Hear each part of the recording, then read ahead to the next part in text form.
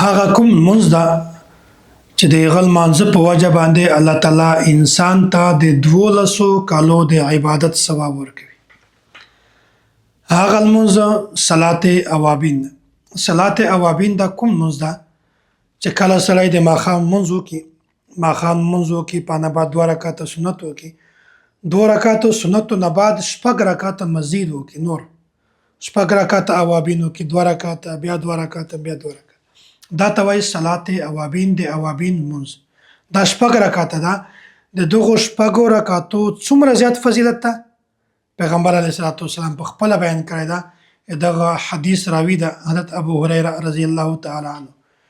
دا په کوم کتابو کې ده؟ جامع ترمذی جلد نمبر 1 کې دا حدیث موجود ده.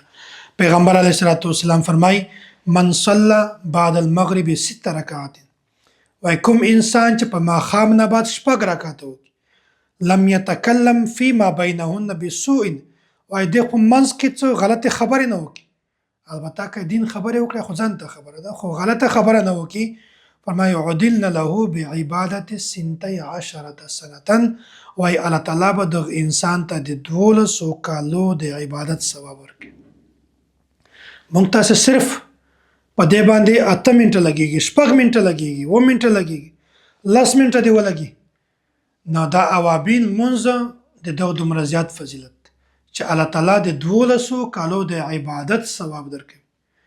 دې وجې نه خو د دغه امت فضیلت ده چې دغه امت وخت کم ده خو ثواب یې زیات دی.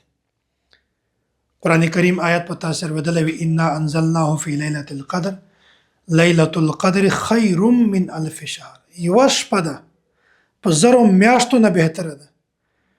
نو دی وجه نه د مونږ د امت ته خصوصیت ته چې عبادت کم ده خو ثواب الله تعالی زیات راکوي. او بل حدیث کې دغه صلات اوابین فضیلت ده هم راغلی ده. پیغمبر علیه الصلاۃ والسلام فرمایي وای غفرت له ذنوبه وان کان مثل زبد البحر، وای کدی و انسان ګناهونه د سمندر د زګ غوندې ولې نه وي، الله تعالی به دغه صلات اوابین په وجه باندې دغه ټول ګناهونه ختم کړي. غفرت له، الله تعالی به وبخي، معاف به کړي. نو بنیادی عمل دا ده چې سړی فرض لمونځ په جمع سره وکړي، 2 رکعاته سنت وکړي، په نه بعد 6 رکعاته اوابین وکړي. نو دومره زیات ثواب ده چې الله تعالی د 12 کالو عبادت ثواب هم درکوي.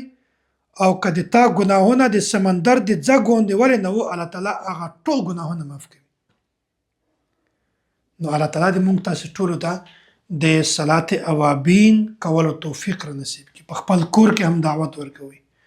الحمدلله د موږ چې کومه مدرسه ده په سرګوده کې مولانا محمد الیاس ګومن حفظه الله مدرسه، په هغه مدرسه کې د صلات اوابین معمول جوړ شوی ده چې کله ماښام لمونځ وشي هغه نه بعد طالبان صلات اوابینو کې، په نه بعد بیا سورة الواقعه او بیا ماهانه خانقاهي اجتماعي. خو بهرحال صلات اوابین معمول ده.